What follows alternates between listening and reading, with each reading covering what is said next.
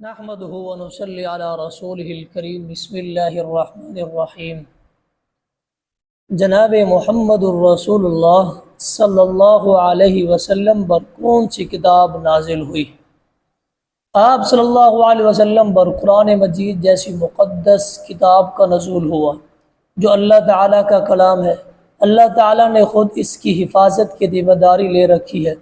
قرآن مجید نازل ہونے کے دن سے اب تک منعن ہم میں باقی ہے اور انشاءاللہ تعالی قیامت تک باقی رہے گی۔ قرآن کریم آپ صلی اللہ علیہ وسلم کے نبی اور رسول ہونے کی نشانی ہے۔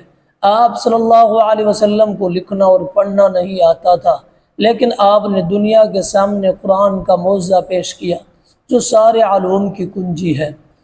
قرآن مجید میں دین اور دنیا کے ہر معاملے میں صراط مستقیم کی رہنمائی موجود ہے۔ قرآن پاک کیا ہے؟ مختصر اور ظاہری تعارف میں کروائے دیتا ہوں۔ باطنی بصیرت کے لیے عربی پڑھو اور قرآن پاک کے معنی اور مطالب سے اپنے دل و دماغ کو منور کر لو۔ قرآن مجید دوشنبہ سوموار کے دن رمضان المبارک کی 21 شب مطابق 10 اگست 610 عیسوی میں نازل ہونا شروع ہوا۔ کل مدت نزول قرآن تقریباً 22 سال 5 ماہ ہے۔ قرآن 13 ہے، کل صورتیں 114 ہیں، مکی صورتیں 86 ہیں، مدنی صورتیں 28 ہیں، کل آیات 6236 ہیں۔ کل لفظ اللہ